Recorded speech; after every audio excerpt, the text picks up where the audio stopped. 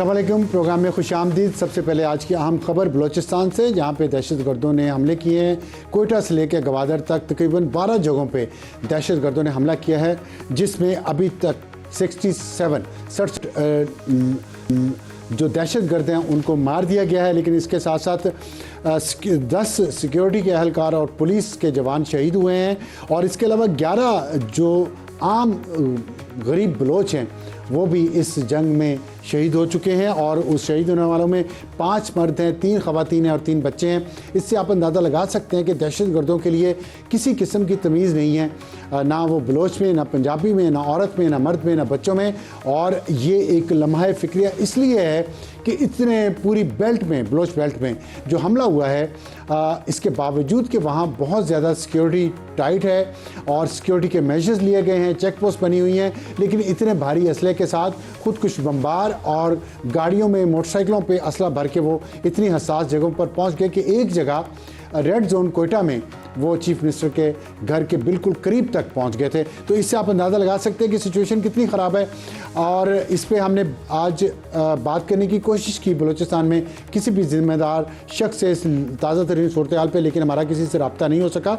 और लेकिन ये आम खबर इसलिए है कि आने वाले दिनों में ये सिचुएशन मज़ीद ख़राब हो सकती है, जिससे पाकिस्तान के लिए बहुत प्रॉब्लम क्रिएट होंगे। इस पर सर जोड़ के बैठना पड़ेगा दोनों तरफ को और तमाम सियासी जमातों को, और इसका बयानिया और इसकी जो मिलिट्री साइड है उस पर काम करना पड़ेगा।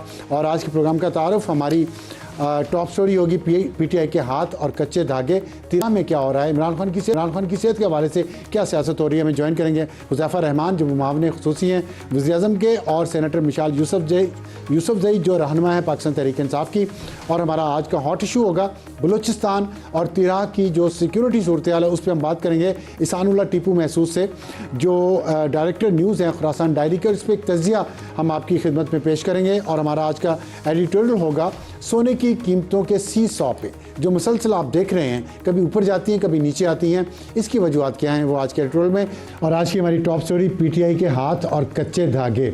हमें ज्वाइन किया है मिशाल यूसुफ़ज़ई, सेनेटर हैं और रहनुमा हैं पाकिस्तान तहरीक इंसाफ के, और हुज़ैफ़ा रहमान मुआविन ख़ुसूसी हैं वज़ीर-ए-आज़म पाकिस्तान के।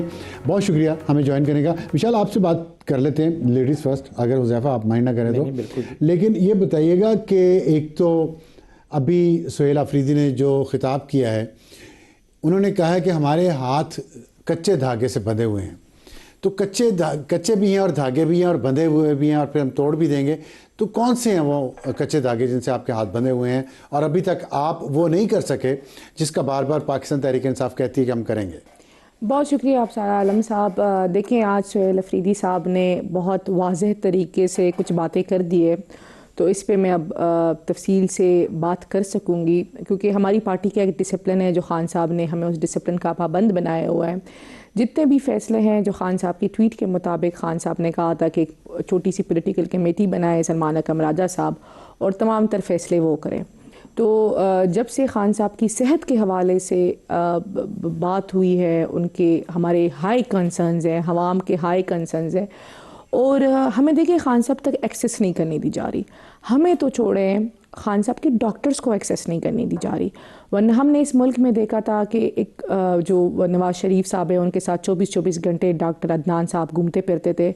हमने इस मुल्क में ये भी देखा था कि इस्लामाबाद हाई कोर्ट की चीफ जस्टिस ने कहा था कि एक साबिक वज़ीर-ए-आज़म की ज़िंदगी की बात है, आप क्या एश्योरिटी देंगे कि वो ट्यूसडे तक सही सलामत रखेंगे। हमने इस मुल्क में ये भी देखा है कि 50 रुपये के स्टाम्प पेपर पे एक साबिक वज़ीर-ए-आज़म को बाहर भिजवाया गया या ख़ुद वो भाग गए, जो भी। लेकिन अब चूंकि हम ये नहीं कह रहे कि खान साहब को 50 रुपये के स्टाम्प पेपर पे बाहर भिजवाया जाए, हम सिर्फ ये कह रहे हैं कि उनको शौकत खानम के डॉक्टर्स की एक्सेस दी जाए। क्योंकि एक ख़बर आई, ये कितना अनफॉर्चुनेट है कि जब ये ख़बर आई, ये स्टोरी ब्रेक की गई, तो फेडरल मिनिस्टर्स भी ऑन बोर्ड नहीं थे। बहुत 4-5 दिन तो एक दूसरे का मुंह देख रहे थे कि ये खबर सच्ची है कि गलत है। फिर जब खबर की कन्फर्मेशन हुई तो हमारे कंसर्न्स और ज़्यादा बढ़ गए। क्योंकि देखिए, अब सारा आलम साहब, मैं जितना खान साहब को जानती हूँ, खान साहब छोटी मोटी बीमारी पे वो मतलब रिएक्ट ही नहीं करते, और ना वो डॉक्टर के पास जाते हैं। हॉस्पिटल तो बहुत बड़ी बात है, लेकिन अब अगर खान साहब डॉक्टर के पास उनसे उन्होंने कहा है कि उनको मेडिकल ट्रीटमेंट की ज़रूरत है या उनको हस्पताल ले जाया गया है, तो हमारे लिए ये बहुत ही अलार्मिंग बात है कि खान साहब अगर हॉस्पिटल उनको ले जाया गया है तो ये कोई बहुत बड़ी चीज़ है। तो जिससे खबर ब्रेक की असदुल्ला खान ने, जी उसको, उसकी क्रेडिबिलिटी पे क्वेश्चन मार्क आप लोग उठा रहे हैं कि इसको लीक की गई है, इस्टेब्लिशमेंट ने लीक की है, इसको दी है खबर, तो ये फिर क्वेश्चन क्यों आ रहा है कि एक फेयर फैक्ट हम तो नहीं उठा रहे, पहले उसकी मजम्मत की और फिर उन्होंने उसको, देखिए जी हम तो नहीं उठा रहे उनकी आपको सोशल मीडिया उठा रहा है। देखिए आपका सोशल मीडिया बड़ा हमारे सोशल मीडिया के अंदर भी और भी लोग आप समझ सकते हैं कि अंदर शामिल हो गए लोग जो हैं जो हुकूमत के ओहदेदार रह चुके हैं, बाहर बैठे। मैंने नहीं कहा जी कि हुकूमत के ओहदेदारान उन्होंने ऐसी बात की होगी कि ये जो स्टार्टिंग में स्टोरी को डिनाई किया होगा। हमारी नहीं किया, उन्होंने कहा कि प्लांट करवाई गई है, जानबूझ के लीक करवाई गई है। देखिए लीक खौफ पैदा करने के लिए और जहन साजी करने के लिए कि खान साहब को कुछ हो सकता है। देखिए बातें सो हो सकती है। अब सारा आलम साहब, मैं अपनी बात करूंगी, जितना मैं खान साहब को जानती हूँ तो खान साहब छोटी मोटी चीज़ पे ना डॉक्टर से कंसल्ट करते हैं, हॉस्पिटल आना तो बहुत बड़ी बात है। अगर खान साहब हॉस्पिटल आए हैं, अगर उनको हॉस्पिटल ले जाया गया है, ले जाया गया है हॉस्पिटल, तो मतलब खान साहब को तकलीफ होगी। और हमारे लिए इस टाइम हाई कंसर्न ये है कि खान साहब को डॉक्टर्स की एक्सेस नहीं कराई जा रही। सब पॉइंट तो है, वैलिड है, डॉक्टर्स की एक्सेस करवाने में क्या हर्ज है, जबकि आपके जो कायद हैं मुस्लिम लीग के नवाज शरीफ, उनको एक्सेस दी जाती थी डॉक्टर्स की, और कभी उनको भी हॉस्पिटल पिम्स लाया गया था और शायद उसकी इतला नहीं दी गई थी, लेकिन बहुत सारे मौके पे उनके साथ तावन हुआ। अब खान साहब की बहनों को मिलने नहीं दे रहे आप, उनके और वकुला को नहीं मिलने दे रहे, डॉक्टर को नहीं मिलने दे रहे, इसके पीछे क्या विजडम है? बहुत शुक्रिया अफसार साहब। मैं 2 से 3 मिनट की पेशेंट ऑडियंस चाहूँगा कि मुझे मौका मिले। देखिए, पहली बात तो ये है कि अगर आप असूलन बात मुझसे पूछेंगे तो सेहत सबसे अहम चीज़ होती है, चाहे वो एक आम इंसान की हो, चाहे एक मुलजिम की हो, चाहे एक कैदी की हो। लेकिन बदकिस्मती ये है कि आज के इस मौके पे मैं तल्ख बात करना नहीं चाहता था, क्योंकि ज़ाहिर एक आदमी को सेहत का इशू फेस किया, उसकी लाखों में फॉलोइंग है, तो ये मेरी ही दुआ है कि अल्लाह उसे सेहत दे, लंबी ज़िंदगी दे। लेकिन अगर ये तलखी ना बढ़ाई जाती जिस तरीके से 1.5 महीना पहले बानी तहरीक इंसाफ की, तो इसका मतलब आप ये मान रहे हैं कि ये हुकूमत उस तलखी बढ़ाए जाने की सजा दे रही है? नहीं, लेट मी कंप्लीट। अगर ये तलखी ना बढ़ाई जाती, अगर आगे तो हम अगली बात देखें, कुरान में लिखा हुआ है नमाज ना पढ़ो, आपने मुझे वहीं ब्रेक लगा दी है। नहीं, आगे ये भी लिखा हुआ है अगर नशे की हालत में। ये नहीं कहा कि अगर नमाज, मैंने कहा नमाज ना पढ़ो। देखिए, कुरान को बीच में ना लाएं। नहीं, मैंने एक बात की, सियासत, नहीं मैं बात कर रहा हूं, सियासत करें, कुरान को बीच में लाएंगे तो ये मुनासिब है। मजहबी एक बात, अगर मैं मुकम्मल तो कर दूं अगर से आगे, बल्कि बात ही आपने मेरा टेम्पो तोड़ दिया, कई अरब रुपए का, मेरा कई अरब का टेम्पो आपने तोड़ दिया, नुकसान हो गया मेरा। आपका लाखों का इश्तिहार है, मेरा अरबों का टेम्पो टूट गया। नहीं, इश्तिहार की बात नहीं है। अर्ज ये है, हाँ जी, अर्ज ये है कि देखें, अगर ये तलखी पैदा ना होती तो मैं समझता हूँ बानी तहरीक इंसाफ की फैमिली आज भी मिल रही होती। और जिस तरीके से, लेकिन इस तलखी के बावजूद उनकी बहन को मिलवाया गया, जिस तरीके का ट्वीट सामने आया, फिर उसके बाद ज़ाहिर है तलखी आसमान पर चली गई, और जाहिर है ये उनका ऑपरेट हुआ, ये जो भी उनका इलाज हुआ, मैं समझता हूं कि अगर उनकी फैमिली अपनी सियासत को अलहदा रखती और वेलबींग जानने के लिए उनकी मुलाकात होती रहती तो ये नौबत ना आती। अच्छा, लेकिन मैं खबर दे रहा हूं जी, खबर। लेकिन अब मैं समझता हूं कि हमारे हुकूमती हलकों में भी ये बात संजीदगी से गौर की जा रही है, और जिस तरीके से हमने यकीन दहानी कराई, क्योंकि हमारा प्रिंसिपल स्टांस क्या था कि बानी तहरीक इंसाफ की फैमिली जो है वो मुतनाज़ ट्वीट्स ना करे मुलाकातों के बाद, वो ज़रा वेलबींग जरूर जाने।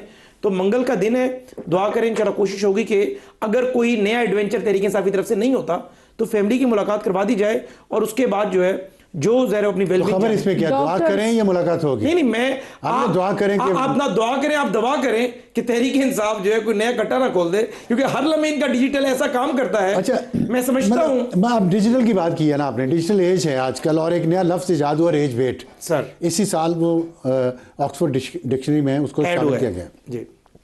तो इसका मतलब है कि आपको रेज बेट किया पीटीआई के सोशल मीडिया ने, और आप उस तलखी में आपने मुलाकातों पर पाबंदी लगा दी। ये कोई लीगल और एथिकल आपका स्टैंस नहीं है? नहीं सर, देखें, जब आप कौमों की तारीख स्टडी कर रहे होते हैं तो हर कौम पर हर चीज़ अप्लाई नहीं होती। आपके मुल्क में अगर डिजिटल का मिसयूज हो रहा है, और उससे जाहिर है जब आप डिजिटल का मिसयूज करते हैं, मासेस को अपने साथ जोड़ते हैं, और मासेस उस जो है ट्रॉल के नतीजे में आकर, यानी यहाँ पर क्या मासेस कर रहे हैं, प्रोग्राम तो बढ़ गया, ये मेरे ख्याल से हम इसमें टॉपिक से absolutely डाइवर्ट not- हो रहे हैं कोशिश कहने का ये देखिए, बात ये है कि अगर तहरीक इंसाफ दो हिस्सों में पहले दिन तकसीम हो जाती, जिस तरीके से जब मियां नवाज शरीफ साहब और शहबाज साहब पे आजमाइश थी कि जो फैमिली मुलाकात करती थी, फैमिली आकर सियासत नहीं करती थी, उसके बाद मियां अब्बास शरीफ के बच्चों को उन्होंने अरेस्ट किया हुआ था।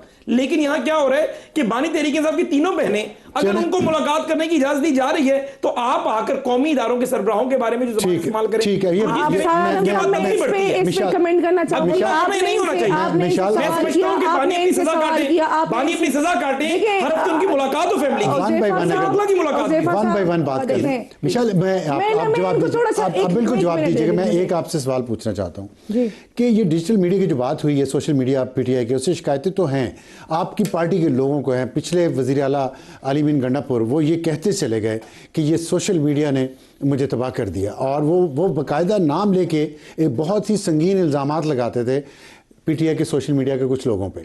तो आप नहीं समझती कि सोशल मीडिया ने आपके हालात को ख़राब किया? जो वो कह रहे हैं, मैं उनकी बात को सपोर्ट नहीं कर रहा, लेकिन एक ये बात बार बार आती तो है कि आपके सोशल मीडिया ने इमरान खान की ज़िंदगी मुश्किल कर दी है, और इसलिए की है कि वो पैसा बना रहे हैं लोग सोशल मीडिया के जरिए। मैंने पहले इनके सवाल का जवाब देना चाहूँगी। आपने उज़ैफ़ा साहब से पूछा कि खान साहब के डॉक्टर्स की एक्सेस क्यों नहीं कराई जा रही। उन्होंने सिर्फ उसका जवाब देने की बजाय हर इररिलेवेंट बात की, डॉक्टर लेकिन उसका जवाब नहीं दिया। डॉक्टर जवाब मैं देता हूं। अगर आपने ना देखे 4 मिनट, क्योंकि इन्होंने जो स्टार्ट में कहा ना कि मुझे नॉन डिस्टर्ब्ड चाहिए, तो मुझे इनकी बात की समझ आ गई थी। हमने इनको दिए ना नॉन डिस्टर्ब, अब मुझे भी दे। अभी खान, अगर आप अफसारा आलम साहब, आप अपने प्रोग्राम में खान साहब का एक ट्वीट चला सकते हैं उस टाइम की जब नवाज शरीफ साहब बीमार थे और खान साहब एक वजीर आजम थे। चला सकते हैं जी, बिल्कुल चला चलाएं, सकते हैं। चलाएं, ज़र्फ की बात होती है जी। हाँ, उसमें ज़र्फ कौन सा वाला, वो जो जिसमें इमरान खान ने उनकी सेहत के हवाले से जी, बात की उनकी सेहत के हवाले से खान साहब ने ट्वीट किया था बाकायदा, और खान साहब ने इंस्ट्रक्शंस दी थी कि इस सेहत पे जी, कि इस पे सियासी इख्तिलाफात अपनी जगह, जो वो बीमार हैं हम उनको हर तरह की फैसिलिटीज़ देंगे। ठीक है, ये भी रिकॉर्ड पे है कि उस टाइम हमारी पार्टी के कुछ लोगों ने नवाज शरीफ साहब के खिलाफ बयानात दिए, तो खान साहब ने उनको भी रोका था कि आपने बीमारी पे सियासत नहीं करनी, और आपने देखा था कि फिर खान साहब ने खुद ये ट्वीट किया। ये रिकॉर्ड का हिस्सा है, उसके बाद बहुत कुछ हुआ, वो भी रिकॉर्ड का हिस्सा है। अब आते हैं जी कि जी इनको तकलीफ है, इनको तकलीफ। आपके इस ट्वीट के हवाले से पॉइंट क्या है? इनके पॉइंट ये है कि खान साहब का ज़र्फ था कि जब नवाज शरीफ साहब मुलजिम थे, मुजरिम थे, जो अल्फाज उज़ैफ़ा रहमान साहब ने किए ना, कैद में थे, उसके बावजूद जब उनकी सेहत की बात की गई तो हमने उनको हर तरीके से फैसिलिटेट किया। आप समझते हैं कि नवाज शरीफ साहब को भी चाहिए कि इमरान खान की सेहत के बारे में कोई बात करें, ट्वीट करें? हमें इस बात का अंदाजा है कि नवाज शरीफ साहब इर्रेलेवेंट है इस टाइम सियासत में, इर्रेलेवेंट नवाज शरीफ तो फिर आप उनका जिक्र साहब। उनकी ना, इन्होंने, मैं उस फैमिली की तरफ आ रही हूँ ना, उनके भाई की हुकूमत है, वो वजीर आजम है, उनकी बेटी की हुकूमत है, अडियाला उनकी बेटी के नीचे आता है, सही है, ठीक है। तो नवाज शरीफ साहब को चाहिए था जिस तरह इमरान खान साहब का ज़र्फ था और उनने उनको तमाम फैसिलिटीज दी, तो पहले दिन जब ये न्यूज़ आती कि जी खान साहब की तबीयत खराब है या उनको पिम्स हॉस्पिटल लेकर जाया गया है, तो खान साहब के डॉक्टर्स और उनकी फैमिली की एक्सेस करवाई जाती, अच्छा, ताकि खान साहब का वो पूछ लेते। नंबर टू इन्होंने बात की कि जी नवाज शरीफ साहब जब कैद में थे तो उनकी फैमिली मिलती थी। रिकॉर्ड पे है, बेगम कलसूम नवाज साहिब आला ने जन्नत बख्शे, वो नवाज शरीफ साहब के बाद जब वो जेल में थे वो सियासत में आई, उन्होंने अपने हिस्से का किरदार किया अपने शोहर के लिए, जो बनता भी था, करना भी चाहिए। उनकी बेटी आई, फ्रंट पे आई, उस टाइम उनके पास कोई ओहदा नहीं था, कोई पार्टी पोजीशन नहीं थी, लेकिन वो आई, सही है। तो ये रिकॉर्ड का हिस्सा है, हम उस तरफ ना जाएं। इस टाइम खान साहब की सेहत की बात हो रही है, हमारे हाई कंसर्न है। आप ये कह सकते हैं कि ट्यूसडे तक डॉक्टर जाएंगे, वो कह रहे हैं कि 2 दिन है डॉक्टर्स नहीं जा रहे हैं, क्यों नहीं जा रहे? मेहरबानी, मिशाल साहब ने अपनी बात की, और मेरी दोबारा आप सबसे गुजारिश होगी कि मुझे अब मेरा नैरेटिव 1.5 या 2 मिनट में बिल्ड करना। जी 2 मिनट में आप कर प्लीज़। देखें, पहली बात तो ये है कि ज़र्फ़ की बात अगर बानी तहरीक इंसाफ ने ट्वीट किया, मैं इसे सराहता हूँ, लेकिन ये भी जहन में रखें कि बानी तहरीक इंसाफ जब 13 में गिरे थे, मियाँ साहब उनकी तबीयत पूछने, और मियाँ साहब ने अपने इलेक्शन कैंपेन 2-3 दिन के लिए बाकायदा बंद कर दी। मियाँ साहब ने ज़र्फ़ का मुजाहरा किया, जब इलेक्शन जीत गए, वज़ीर आज़म बने, उनके घर गए, उन्होंने कहा सड़क बनवा दें, मियाँ साहब ने सड़क बनवा कर दी, 2 महीने बाद आप धरना देने के लिए आ गए। इसी तरीके से मियाँ साहब ने जिस मौके पर अच्छाई की, अगर उन्होंने अच्छाई की तो अफसार साहब देखें, आप एक न्यूट्रल जर्नलिस्ट हैं, हमारे हुकूमत के इसे सख्त क्रिटिक हैं, लेकिन आप एक इंडिपेंडेंट बात कर सकते हैं। मियां नवाज शरीफ के ज़र्फ के बारे में मेरे ख्याल से आपसे बेहतर कोई नहीं जानता कि नवाज शरीफ कितने बड़े ज़र्फ का आदमी है, और मैं हुकूमत के एक ओहदेदार होने के नाते ये बात at the cost of repetition कह रहा हूँ कि अल्लाह ताला बानी तहरीक इंसाफ को ज़िंदगी दे। मियां शहबाज शरीफ साहब, मियां नवाज शरीफ साहब, मरियम साहिबा, सबकी दिली यही ख्वाहिश है कि उनकी सेहत के हवाले से कोई कंप्रोमाइज़ नहीं होना चाहिए। बाकी जो आप बात कर रही हैं ज़ाती नॉलेज की एक्सेस की, देखिए ये बात 2 दिन पहले आई है, सुने ये 2 दिन ये पहले बात आई है, इसको हम जेल मैनुअल की तरफ एवेल्युएट करेंगे और हम पूरी कोशिश करेंगे कि बानी तहरीक इंसाफ की सेहत पे कोई कंप्रोमाइज ना हो। और खुदारा मियां साहब की अगर बेगम ने सियासत की या बाकी फैमिली आती थी, देखिए मैं कोई आपको ऐसा क्रिटिक बात नहीं कर रहा। 8 फरवरी के जो एहतजाज होने वाला है उसको रोकने के लिए इमरान खान से मुलाकात नहीं होने दी जा रही। मैं अगली बात से अगला फिक्रा मैं कर रहा हूं कि इसके बाद इसी पर आ रहा हूं। देखिए दूसरी अहम बात यह है कि बानी तहरीक इंसाफ अगर ये सारा प्रैक्टिस ना होती, चलो उन्होंने फ्रस्ट्रेशन में कोई बात कर दी, बहनें आकर कम से कम फिल्टर लगाती, तो किसी हुकूमत को शौक नहीं है कि हर हफ्ते अडियाला के बाहर एक प्रैक्टिस लगाए रखें और उनकी जो जायज मुलाकात है वो भी रोके रखें। लेकिन जब उस जायज मुलाकात की कॉस्ट में 26 करोड़ आवाम जो है वो खतरे में पड़ती है, 26 नवंबर 2025 का खतरा होता है, तब ब्रेक लगती है। बाकी हमें 8 फरवरी 2025 8 फरवरी 2026 से कोई खतरा नहीं है। पूरी मैं साहब मैं चाहता हूं कि एक दफा ये अपने पूरे मसल्स लगा लें, आप देख लेंगे कितनी इनके पास स्टेट पावर है और कितना ये एहतजाज कर सकते हैं। और 8 फरवरी 2026 के बाद हम इन्हें बाज़ाब्ता मुज़ाकरात की दोबारा दावत देंगे। हम दोबारा एक कमेटी बनाएंगे ताकि अचकज़ई साहब के साथ बैठकर मुज़ाकरात कर सके। लेकिन जो ये समझ रहे हैं कि हमको इनकी मकबूलियत से खाइफ हैं या मकबूलियत से डरे हुए हैं, इनको दूध का दूध, पानी का पानी हो जाएगा। मिशाल साहब ये फरमाइएगा कि अभी शेख वकास की एक ऑडियो लीक हुई है जिसमें उन्होंने लोगों के अडियाला जेल के बाहर ना पहुंचने की जिम्मेदारी सुहेल अफरीदी पे डाली है। दूसरी तरफ सुहेल अफरीदी आज जो तिरा में जो जिरगा हुआ है उसमें उन्होंने फिर इल्ज़ाम लगाया सूबाई हुकूमत पे कि इनकी बद इंतज़ामी की वजह से हमारे लोग मुश्किलात का शिकार हैं। क्या मौक़िफ़ आपका इन दोनों चीज़ों पर? देखिए पहले तो मैं एक पॉइंट से फेट करूंगी उज़ैफ़ा रहमान साहब की तरफ के डॉक्टर्स इनके पास अभी भी जवाब नहीं है कि डॉक्टर्स की खान साहब को एक्सेस कब कराई जाएगी। बाकी इन्होंने हर बात कर ली।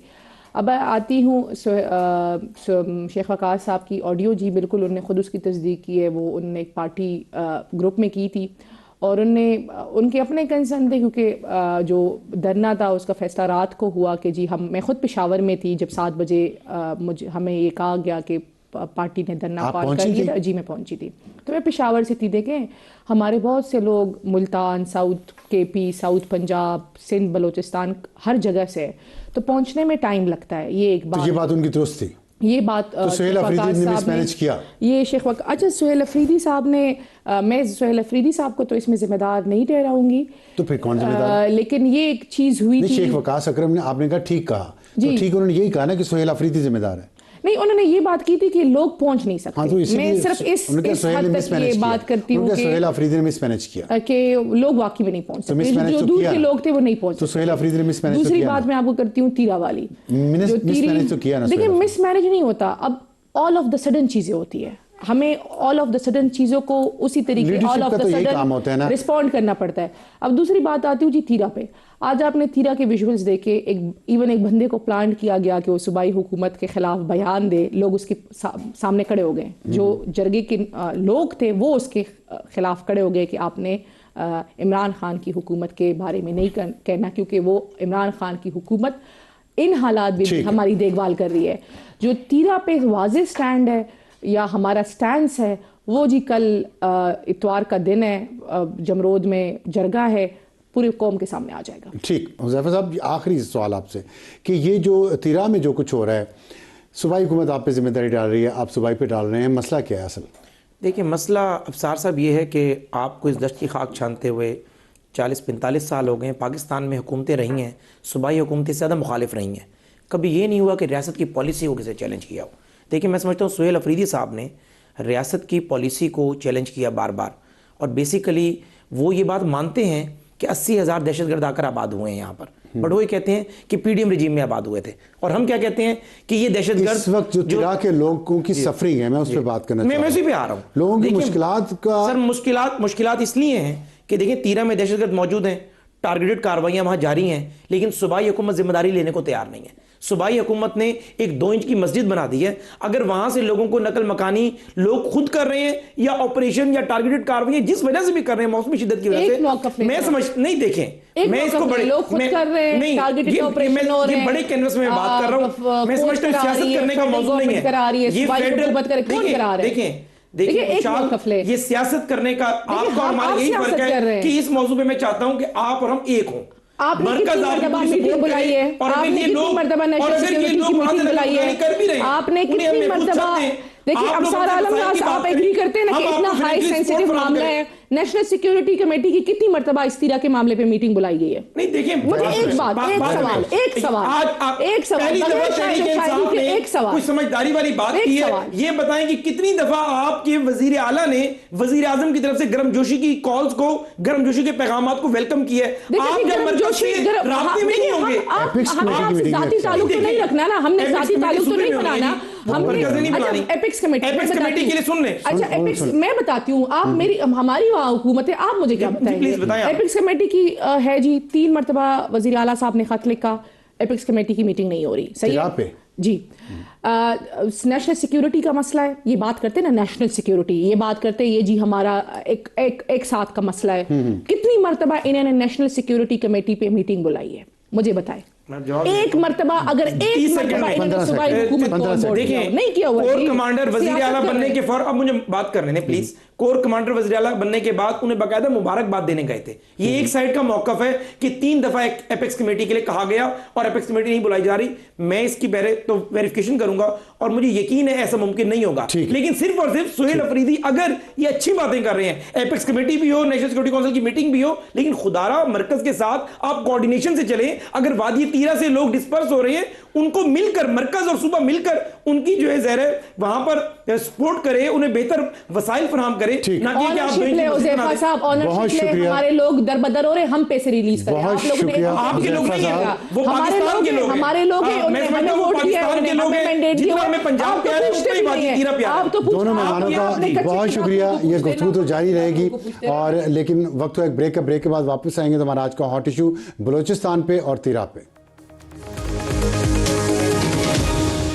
प्रोग्राम में दोबारा खुश आमदीद। हॉट इशू आज का है बलूचिस्तान की सूरत हाल जो आपके सामने है, काफ़ी ख़राब है, और तीरा की सूरत हाल, वहाँ पे जो नकल मकानी हो रही है, लोगों की जो मुश्किलात है, इस पे बात करेंगे और इस पे एक तजिया करेंगे। हमें ज्वाइन किया है तजियाकार भी हैं और सहाफ़ी भी हैं, एहसानुल्लाह टीपू महसूद जो माहिर हैं अफ़गान अमूर के भी और डायरेक्टर न्यूज़ हैं खुरासान डायरी के, जिसने आज बहुत लेटेस्ट सिचुएशन बार बार बताई है बलूचिस्तान में क्या हो रहा है। अपडेट करते रहें। बलूचिस्तान से शुरू कर लेते हैं। बताइएगा कि आपके वहाँ पे ज़ाहिर है आपको फर्स्ट हैंड वहाँ पे खबरें आ रही हैं। मैं एक तजिया चाहता हूँ, लोगों को खबरें तो ज़ाहिर मिल गई हैं, ये क्यों हो रहा है इतना? हमने देखा पिछले कुछ दिनों से वहाँ पे काफ़ी दहशतगर्द मारे गए हैं, और इतने मतलब 41 दहशतगर्द कल मारे गए, और उसके बाद आज 100 से ज्यादा तो होंगे, मैं अंदाजे से बता रहा हूँ, जिन्होंने हमला किया है। तो इतने दहशतगर्द हैं वहाँ, और पूरे कोयटा से लेके गवादर तक वो फैले हुए हैं कि उन्होंने एक ही कोऑर्डिनेशन के साथ एक ही वक्त पे हमला किया।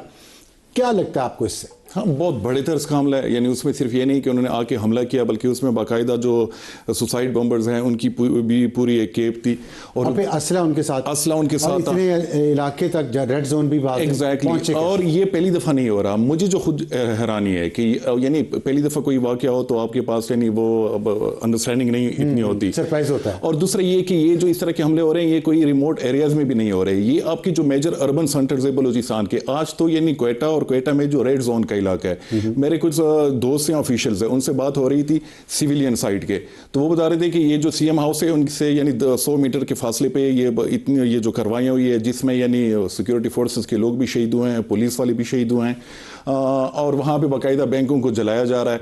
और ये सिर्फ कोयटा में नहीं, बाकी जो डिस्ट्रिक्ट सेंटर्स है वहाँ पे भी इसी तरह का एक इन्होंने हमला किया था, इस तरह वेल कोऑर्डिनेटेड, अगस्त 2024 में भी।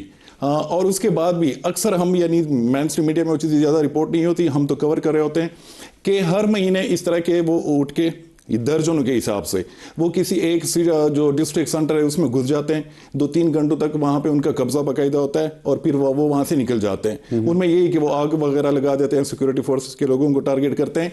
तो ये जो पैटर्न है ये मेरे ख्याल में बहुत अलार्मिंग है। और आज का जो वाकया हुआ है, या मैं वाकया तो नहीं कहूँगा, बाकायदा एक जंग, यानी एक तरह से 200-300 के करीब लोग घुसे हैं और उनने पूरे जो आपका बलोच बेल्ट है खासकर उनमें उन्होंने यानी हमले किए हैं। यानी इस तरह के जो हमले होते हैं ये अचानक नहीं होते, इनकी बाकायदा प्लानिंग होती है, कई दिन हफ्ते इसमें लगते हैं इतना लोगों को इकट्ठा करना, उनके लॉजिस्टिक्स वगैरह। तो ये इंटेलिजेंस इनको पहले क्यों नहीं मिलती कि इतने बड़े पैमाने पर? अच्छा, क्या ये मुमकिन है कि इंटेलिजेंस मिली हो? क्योंकि जो कल हमने देखा कि कल जो 41 लोग मारे गए हैं वो ज़ाहिर इंटेलिजेंस बेस्ड ऑपरेशन से, तो उसकी इतला हो। और लेकिन सवाल ये है कि अगर इतने लोग कल मारे गए थे तो आज मज़ीद इतने कहाँ से आ गए? और ये किस तरह की ट्रेनिंग है, इनके पास असलहा है, कहीं वहाँ चेक पोस्ट हैं बहुत सारी, कैसे निकल गया सब कुछ? ये सबसे बड़ा क्वेश्चन है। असला तो वही असला जो आजकल इस्तेमाल हो रहा है, चाहे वो पाकिस्तानी तालिबान जो इस्तेमाल कर रहे हैं, वो अमेरिकन असला ज़्यादातर उनकी तरफ से इस्तेमाल हो रहा है। और ड्रोन्स की भी इतलात हैं कि जिस तरह पाकिस्तानी तालिबान ड्रोन्स का इस्तेमाल कर रहे हैं कि बलोच जो है इनके पास भी वो आ गया ड्रोन्स भी, बाकायदा उनकी तरफ से सर्वेलेंस वगैरह भी होती है। तो ये वाले जो मामलात हैं तो ये देखने के हैं। उसमें ये है कि ये जो मिलिटेंट्स हैं इनकी तरफ से भी इतनी इवॉल्व हो रही हैं चीज़ें, इनकी स्ट्रेटजीज टैक्टिक्स वगैरह वो तकरीबन हफ्ते के हिसाब से वो चेंज हो रहे हैं। अब खैबर पख्तूनख्वा में जो पाकिस्तानी तालिबान के खिलाफ है तो वहाँ पे पिछले यानी 1 साल से वहाँ पे यानी एक तरह से कामयाबी मिल रही है सिक्योरिटी फोर्सेस को। केपी में ज़्यादा वाक़यात हो रहे थे, अब एकदम से बलोचिस्तान दोबारा। एक तो मुझे ये भी लग रहा है कि यहाँ पे जितने भी नॉन स्टेट एक्टर्स हैं, चाहे वो जिहादिस्ट हो या चाहे ये जो नेशनलिस्ट सेकुलर है, इनके बीच में भी कोऑर्डिनेशन है कि एक जो चैप्टर है हम उसको थोड़ा सा वो करते हैं यानी काम रखते हैं और दूसरा जो है उसको हम वो करते हैं इंटेंसिफाई करते हैं। तो वो चीज़ें भी नज़र आ रही हैं। और खैबर पख्तूनख्वा में एक और भी इशू कि वहाँ पे खासकर जब मौसम सरमा तो वहाँ पे ऑलरेडी एक्टिविटीज जो है वो कम हो जाती है बर्फबारी की वजह से, मौसमी हालात। क्या ये मुमकिन है इसके अलावा अभी के ईरान में जो इस वक्त गैर यकीनी की सूरत हाल है, वो अपनी जंग में फंसे हुए हैं, वहाँ से इन्फिल्ट्रेशन ज़्यादा हो गई है? अल्टीमेटली हालात उस तरफ जा भी रहे हैं क्योंकि ये ईरान में इन केस अगर उनकी तरफ अमेरिका की तरफ से कोई हमला होता है इसराइल की जानिब से तो डेफिनेटली उसका इम्पैक्ट आएगा बलूचिस्तान पे भी। और कोशिश होगी, यहाँ पे ऑलरेडी सिचुएशन ऐसी है, एग्जैक्टली मजीद खराब हो सकती है। बिल्कुल, तो इसके लिए हमें बेल्ट ज़्यादा बेहतर तरीके से बांधनी पड़ेगी, वो भी बांधनी पड़ेगी। और दूसरा ये कि कोशिश होगी इन ममालिक की पाकिस्तान साथ दे, कि पाकिस्तान साथ दे, यानी उनकी कोशिश होगी कि इन केस अगर ट्रंप की जानिब से बड़े पैमाने पे कोई हमला होता है, रिजीम चेंज की बात होती है ईरान में, तो उनको जो नेबरिंग कंट्रीज हैं ईरान के, तो उनसे उनको सपोर्ट मेरे ख्याल में कोशिश होगी। किनको, ईरान को या अमेरिका को? नहीं, अमेरिका को। मेरा नहीं ख्याल अमेरिका को पाकिस्तान सपोर्ट करेगा। नहीं, मुझे भी नहीं लग रहा, लेकिन हालात इस तरफ जा सकते हैं क्योंकि यहाँ पे एक है खदशात हैं कि ये जो बलोच मिलिटेंट्स है, खासकर BLF जो है जो और दड़ा है उनकी जानिब से, कि उनकी जो लीडरशिप है वो ईरान में मौजूद है, वहां से इन्फिल्ट्रेशन होती है। नहीं, ईरान काबू ही नहीं पा सकता हो क्योंकि वो अपने मिसाइल में घिरा हुआ है। मैं इस वजह से कह रहा हूँ, मैं ये नहीं कह रहा ईरान इस तरह भिजवा रहा है, लेकिन ईरान रोक नहीं पा रहा क्योंकि ईरान के अपने मसाइल हैं। ये मुमकिन है?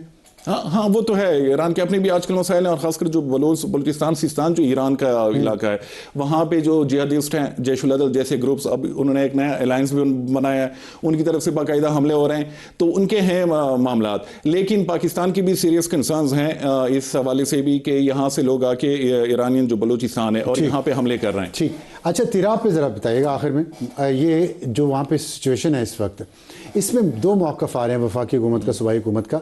असल प्रॉब्लम कहाँ पे है, किसकी? सर, ये जो 2 मौक़िफ़ है इसकी वजह से यानी मेरी अंडरस्टैंडिंग कि TTP उसका भरपूर फ़ायदा ले रही है। यानी होना तो ये चाहिए था कि दोनों जो हुकूमतें हैं, फेडरल गवर्नमेंट हो या वफाकी जो इदारे हैं और सूबाई हुकूमत, ये एक पेज पे होते, एक मुश्तरका जो थ्रेट है उसके खिलाफ। लेकिन यहाँ पे ये ब्लेम गेम चीज़ें स्टार्ट हो गई और उसका अल्टीमेटली जो फ़ायदा है वो TTP को मिल रहा है। वहाँ पे गालियाँ अब TTP को नहीं पड़ रही, बल्कि अब रियासत को गालियाँ या तनकीद के लिए वो चीज़ें हो रही हैं।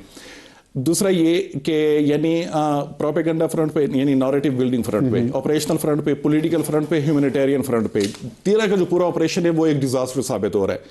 आप वहाँ पे ऑपरेशन भी बाकायदा लॉन्च नहीं कर सके, आपको यानी वापस आना पड़ा। जो अभी वहाँ पे यानी 2 किस्म के मेरे ख्याल में जिरगे भी हो रहे हैं, एक सूबाई हुकूमत की जानिब से हो रहा है और एक यानी इदारों की जानिब से हो रहा है। तो ये वाली जो कन्फ्रंटेशन है ये रियासत के हक में नहीं जाती, ये जो मिलिटेंट्स हैं उनके हक में चीज़ें जा रही हैं। और इस पे मेरे ख्याल में काम करने की ज़रूरत है। बहुत शुक्रिया एहसानुल्लाह टीपू साहब हमसे बात करने का, और आपके जो बात जिस दर्द से आपने कही है, उम्मीद है हमारे जो कारसाज हैं उनको भी ये बात समझ आएगी, क्योंकि जैसे आपने कहा कि अभी सर्दियाँ ख़त्म होंगी तो उसके बाद केपी में ये दहशतगर्दी का ग्राफ ऊपर जाने का ख़दशा है, और बलोचिस्तान की सूरत हाल आपके सामने है। तो पूरी बेल्ट ये बाजौट से लेके गवादर तक किस तरफ जा रही है, ये लम्हा फ़िक्रिया है। वक्त एक ब्रेक का, ब्रेक के बाद आएंगे तो हमारा आज का एडिटोरियल होगा सोने की कीमतों के उतार चढ़ाव पे,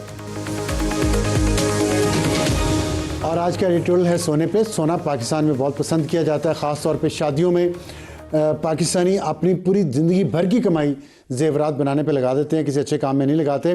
तो इसलिए जिनकी शादी होने वाली है वो बहुत फ़िक्रमंद है आजकल कि सोने की कीमतों में इतना इजाफा हुआ। लेकिन अब पिछले 2 दिन से पाकिस्तान में सोने की कीमतों में कमी आई है, क्योंकि इंटरनेशनल मार्केट में सोने की कीमतों में कमी आई है, और पाकिस्तान में 61,000 रुपया फ़ी तोला कमी रिकॉर्ड की गई है 2 रोज़ में।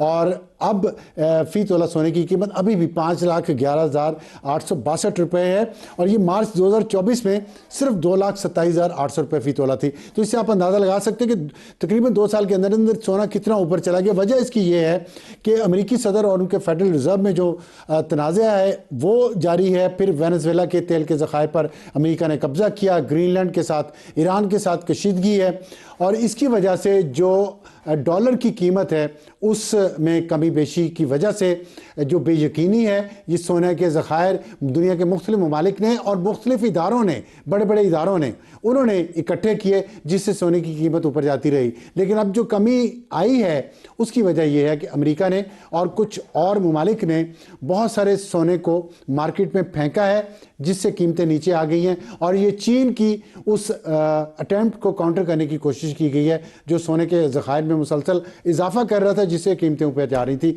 तो आने वाले दिनों में क्या होता है ये अभी बेयकीनी है, लेकिन जिसने सोना ख़रीदना है वो फ़ौरन ख़रीद ले, वरना फिर ऊपर चली जाएंगी। आज के लिए इतना ही। खुदा हाफिज़ एंड गुड नाइट।